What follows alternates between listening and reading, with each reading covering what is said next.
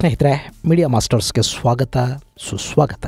ಗೆಳೆಯರೆ, ನಾವು ಎಲ್ಲಿ ಬದುಕ್ತಾ ಇದ್ದೀವಿ ಅನ್ನೋ ಬಗ್ಗೆ ಕೂಡ ಅನುಮಾನ ಪಡಬೇಕಾದ ಪರಿಸ್ಥಿತಿ ನಿರ್ಮಾಣವಾಗ್ತಾ ಇದೆ. ಬಾಂಗ್ಲಾದೇಶದಲ್ಲೂ ಪಾಕಿಸ್ತಾನದಲ್ಲೂ ಹಿಂದೂ ಮಂದಿರಗಳ ಮೇಲೆ ದಾಳಿ ಆಗುವುದು, ಅಲ್ಪಸಂಖ್ಯಾತರು ಅನ್ನೋ ಕಾರಣಕ್ಕೆ ಅಲ್ಲಿ ಹಿಂದೂಗಳನ್ನ ಹೊಡೆಯೋದು, ಅವರ ಆಸ್ತಿ ಪಾಸ್ತಿಗಳನ್ನ ಕಿತ್ಕೊಳ್ಳೋದು, ಇದೆಲ್ಲ ನಡೀತಾ ಇರುತ್ತೆ. ಅಲ್ಲಿ ಇವರ ಶಕ್ತಿ ಕಡಿಮೆ, ಅವು ಇಸ್ಲಾಮಿಕ್ ದೇಶಗಳು, ಅವುಗಳನ್ನು ಆಳ್ತಾ ಇರೋರು ಅವರೇ, ಅವು ಇಸ್ಲಾಂ ಹೆಸರಲ್ಲೇ ರೂಪುಗೊಂಡ ದೇಶಗಳು. ಹೀಗಾಗಿ ಅನಾಗರಿಕ ಕೃತ್ಯಗಳಲ್ಲಿ ನಡೀತಾ ಇರುತ್ತವೆ. ಆದರೆ ಭಾರತದಲ್ಲಿ ಏನಾಗ್ತಾ ಇದೆ? ಒಂದ್ ಕಡೆ ಭಾರತದಲ್ಲಿ ಹಿಂದೂಯೇತರರು ಸುರಕ್ಷಿತವಾಗಿ ಬದುಕೋದಿಕ್ಕೆ ಸಾಧ್ಯವಾಗ್ತಿಲ್ಲ ಅಂತ ನಮ್ಮ ಕೆಲ ಮೂರ್ಖ ನಾಯಕರು ಅಂತಾರಾಷ್ಟ್ರೀಯ ವೇದಿಕೆಗಳಲ್ಲಿ ಬೊಗಳ್ತಾ ಬರ್ತಾ ಇರ್ತಾರೆ. ಮತ್ತೊಂದು ಕಡೆ ಇಲ್ಲಿ ಹಿಂದೂಗಳು ಅವರ ಹಬ್ಬಗಳನ್ನ, ಉತ್ಸವಗಳನ್ನ ನೆಮ್ಮದಿಯಾಗಿ ಆಚರಿಸಿಕೊಳ್ಳೋದಕ್ಕೆ ಕೂಡ ಸಾಧ್ಯವಾಗದ ವಾತಾವರಣ ನಿರ್ಮಾಣ ಆಗ್ತಾ ಇರುತ್ತೆ. ಗಣೇಶನ ಹಬ್ಬ ಬಂತು ಅಂದ್ರೆ ಇವತ್ತಿಗೂ ಕೂಡ ಗಲಭೆಗಳು ನಡೆಯದೆ, ದಾಳಿಗಳಾಗದೆ, ಸಹಿಷ್ಣುತೆಯಿಂದ ಉತ್ಸವವನ್ನು ನಡೆಸೋದಕ್ಕೆ ಈ ದೇಶದಲ್ಲಿ ಬಿಡೋದೇ ಇಲ್ಲ ಅನ್ನೋದಾದ್ರೆ ನಾವು ಎಲ್ಲಿ ಬದುಕ್ತಾ ಇದ್ದೀವಿ ಅನ್ನೋ ಪ್ರಶ್ನೆ ನಾವೊಂದ್ಸರಿ ಕೇಳ್ಕೋಬೇಕಲ್ವಾ? ಯಾವ ಸೀಮೆ ತುಷ್ಟೀಕರಣ, ಯಾವ ಮಟ್ಟದ ಹಿಂದೂ ದ್ವೇಷಾರಿ ಇದು?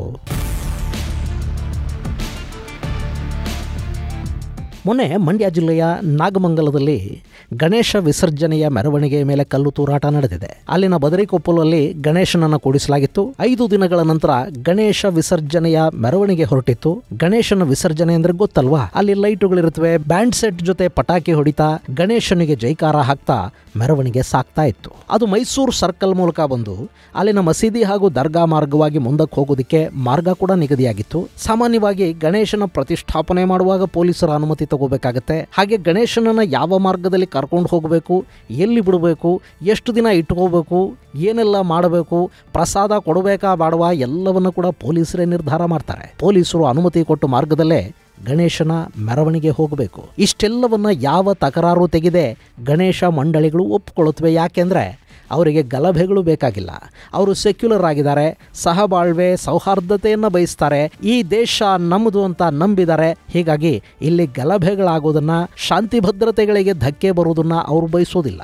ಇನ್ನು ನಾಗಮಂಗಲದಲ್ಲೂ ಹಾಗೆ ಪೂರ್ವ ನಿರ್ಧಾರಿತ ಮಾರ್ಗದಲ್ಲಿ ಗಣೇಶೋತ್ಸವ ಹೋಗ್ತಾ ಇರುವಾಗ ಮೈಸೂರು ಸರ್ಕಲ್ ಅಲ್ಲಿ ಮುಸ್ಲಿಂ ಯುವಕರು ಅಡ್ಡ ಹಾಕಿದ್ರು. ವಾದ್ಯಗಳನ್ನು ನಿಲ್ಲಿಸಿ ಆ ರಸ್ತೆ ದಾಟೋವರೆಗೆ ಪಟಾಕಿ ವಾದ್ಯ ಏನೂ ಇಲ್ಲದೆ ಸುಮ್ಮನೆ ಹೋಗಬೇಕು ಅಂತ ಧಮಕಿ ಕೊಟ್ಟರು. ಅಲ್ಲಿ ಮಾತಿಗೆ ಮಾತು ಬೆಳೀತು. ಪೊಲೀಸರು ಪರಿಸ್ಥಿತಿಯನ್ನು ಸರಿಪಡಿಸಬಹುದಿತ್ತು. ಆದರೆ ಅಷ್ಟರಲ್ಲೇ ಗಣಪತಿಯ ಮೆರವಣಿಗೆ ಮೇಲೆ ಕಲ್ಲು ತೂರಾಟ ಶುರುವಾಯಿತು. ಇಲ್ಲಿ ಪೊಲೀಸರನ್ನ ಹೊಣೆ ಮಾಡೋದು ಯಾಕೆ ಅಂದರೆ, ನಮ್ಮ ಗೃಹ ಸಚಿವರು ಹೇಳಿದ ಹಾಗೆ ಕಲ್ಲು ತೂರಾಟಗಳು ಆಕಸ್ಮಿಕವಾಗಿ ನಡೆಯೋದಿಲ್ಲ. ಅದಕ್ಕೊಂದು ಸಿದ್ಧತೆ ಬೇಕಾಗುತ್ತೆ. ಅಲ್ಲ, ರಸ್ತೆಯಲ್ಲಿ ಕಲ್ಲುಗಳಿದ್ದು ಅವುಗಳನ್ನೇ ತಗೊಂಡು ಎಸೆದ್ರು ಅಂದರೆ ಗಣೇಶನ ಉತ್ಸವ ಬರುವಾಗ ಅಲ್ಲಿ ಕಲ್ಲುಗಳನ್ನು ಯಾಕೆ ಗುಡ್ಡೆ ಹಾಕೊಳ್ಳೋದಕ್ಕೆ ಬಿಟ್ಟರು? ಇಂಥ ಅನಾಹುತಗಳಾಗತ್ವೆ ಅನ್ನೋದು ಪೊಲೀಸರಿಗೆ ಗೊತ್ತಿರೋದಿಲ್ವಾ? ಕೋಮು ಗಲಭೆಗಳ ಸಂದರ್ಭಗಳಲ್ಲಿ ಕಲ್ಲು ತೂರಾಟಗಳು ಆಕಸ್ಮಿಕವಾಗಿ ಖಂಡಿತ ಆಗಿರೋದಿಲ್ಲ. ಅವು ಪ್ಲ್ಯಾಂಡ್ ಆಗೇ ಆಗತ್ವೆ. ಇನ್ನು ಇಲ್ಲಿ ಕಲ್ಲು ತೂರಾಟ ಆಯ್ತಾ? ಅದಾದ ಮೇಲೆ ಗಣೇಶೋತ್ಸವದಲ್ಲಿದ್ದ ಯುವಕರು ಸೀದಾ ಪೊಲೀಸ್ ಸ್ಟೇಷನ್ಗೆ ಹೋದರು. ಗಣೇಶನನ್ನು ಅಲ್ಲಿಟ್ಟು ದಾಳಿಕೋರರ ವಿರುದ್ಧ ಕ್ರಮ ಕೈಗೊಳ್ಳಿ ಅಂತ ದೂರು ಕೊಟ್ಟು ಪ್ರತಿಭಟನೆ ಮಾಡಿದರು.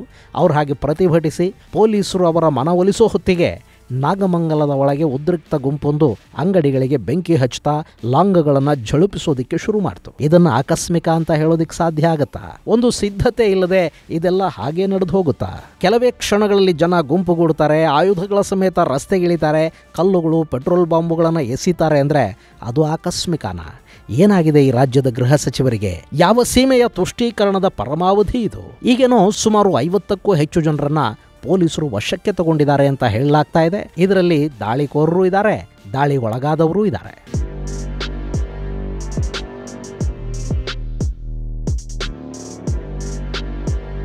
ಗೆಳೆಯರೆ, ಇಂಥ ಘಟನೆಗಳು ಇಲ್ಲಿ ಅಂತಲ್ಲ ಎಲ್ಲೇ ನಡೆದ್ರು ಪೂರ್ವಯೋಜಿತ ಅಂತ ಯಾಕೆ ಹೇಳೋದು ಅಂದರೆ, ಮೊನ್ನೆ ಗುಜರಾತಲ್ಲಿ ಕೂಡ ಇಂಥದ್ದೇ ಘಟನೆ ಆಗಿದೆ.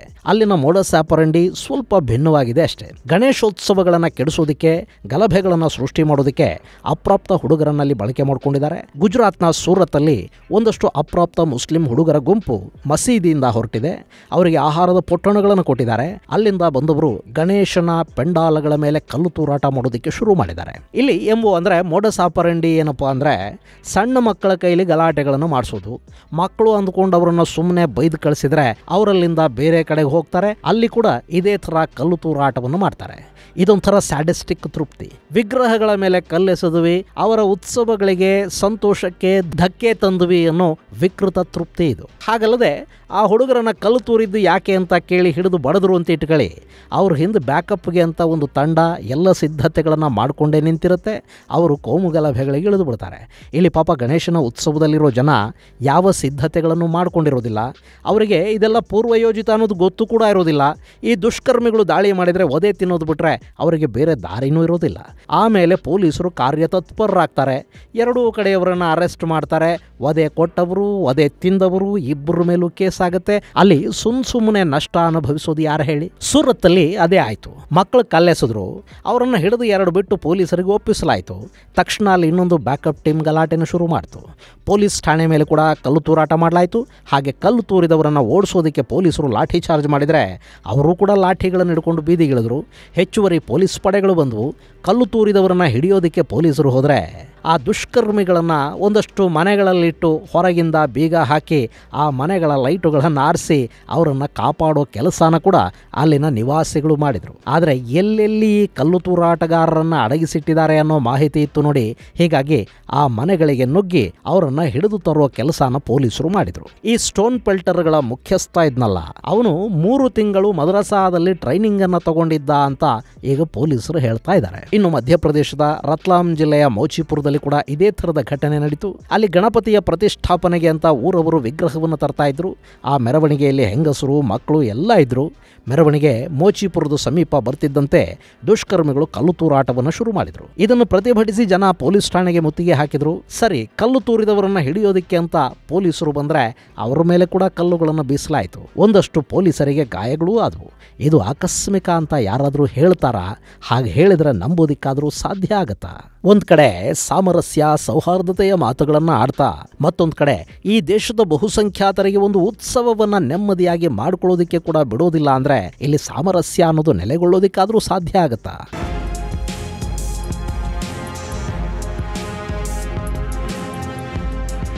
ಗೆಳೆಯರೆ, ಇಲ್ಲಿ ನಮ್ಮ ಕೆಲ ಸೋ ಕಾಲ್ಡ್ ಸೆಕ್ಯುಲರ್ಗಳು ಬಂದು ಮಸೀದಿ ಇರುವ ಕಡೆ ಮೆರವಣಿಗೆ ಯಾಕೆ ಹೋಗಬೇಕು ಅಂತ ಕೇಳಬಹುದು. ಆ ಮಸೀದಿಗಳೇನು ಪಾಕಿಸ್ತಾನದಲ್ಲೋ, ಬಾಂಗ್ಲಾದೇಶದಲ್ಲೋ, ಸಿರಿಯಾದಲ್ಲೋ ಇವೆಯಾ? ಅವಿರೋದು ಭಾರತದಲ್ಲೇ ಅಲ್ವಾ? ಭಾರತ ಸೆಕ್ಯುಲರ್ ದೇಶ ಅಂದಮೇಲೆ ಮಸೀದಿ ಇರೋ ಕಡೆ ಮಂದಿರದ ಮೆರವಣಿಗೆ ಯಾಕೆ ಹೋಗಬಾರ್ದು? ಹಾಗಾದರೆ ಮಂದಿರಗಳ ಮುಂದೆ ವ್ಯಾಪಾರ ಮಾಡ್ಕೊಳ್ಳೋದಕ್ಕೆ, ಬದುಕು ಕಟ್ಕೊಳ್ಳೋದಕ್ಕೆ ಬರೋರನ್ನ ನಿನ್ನದು ಯಾವ ಕೋಮು ಅಂತ ಮಂದಿರದ ಭಕ್ತರು ಯಾವತ್ತಾದರೂ ಕೇಳಿದಾರ?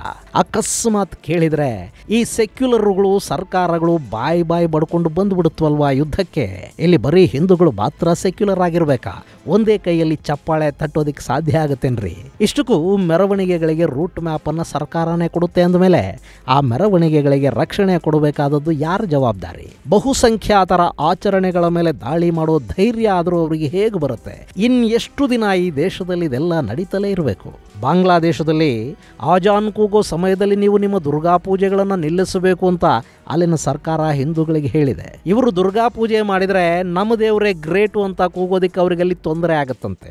ಪಾಕಿಸ್ತಾನದಲ್ಲಿ ಬಿಡಿ, ಹಿಂದೂಗಳು ಬದುಕೋದು ಕೂಡ ಕಷ್ಟ ಅನ್ನೋ ಥರದ ವಾತಾವರಣ ಇದೆ. ಅಲ್ಲಿ ಮತ ನಿಂದೆಯ ಕಾನೂನುಗಳ ಮೂಲಕ ಅಲ್ಪಸಂಖ್ಯಾತರನ್ನ ಸರ್ಕಾರವೇ ದಮನ ಮಾಡುತ್ತೆ. ಆದರೆ ಭಾರತದಲ್ಲಿ ಬಹುಸಂಖ್ಯಾತರು ಬದುಕೋದು ಕೂಡ ಕಷ್ಟವಾಗ್ತಾ ಇದೆ. ಅವರ ಧಾರ್ಮಿಕ ಸ್ವಾತಂತ್ರ್ಯಕ್ಕೆ ಧಕ್ಕೆ ಬರ್ತಾ ಇದೆ. ಈ ದೇಶದಲ್ಲಿ ಯಾಕೆ ಹೀಗೆ, ಎಷ್ಟು ದಿನ ಹೀಗೆ ಇರಬೇಕು? ಇದು ಗೆಳೆಯರೆ, ಗಣೇಶೋತ್ಸವದ ಸಂದರ್ಭದಲ್ಲಿ ಕರ್ನಾಟಕ ಸೇರಿದಂತೆ ವಿವಿಧ ಕಡೆಗಳಲ್ಲಿ ನಡೆದ ಕಲ್ಲು ತೂರಾಟಗಳಿಗೆ ಸಂಬಂಧಪಟ್ಟ ಒಂದಷ್ಟು ಮಾಹಿತಿ. ಮುಂದಿನ ಸಂಚಿಕೆಯಲ್ಲಿ ಮತ್ತಷ್ಟು ವಿಶೇಷಗಳ ಜೊತೆ ಮತ್ತೆ ಭೇಟಿಯಾಗೋಣ. ಅಲ್ಲಿವರೆಗೆ ಜೈ ಹಿಂದ್, ಜೈ ಕರ್ನಾಟಕ.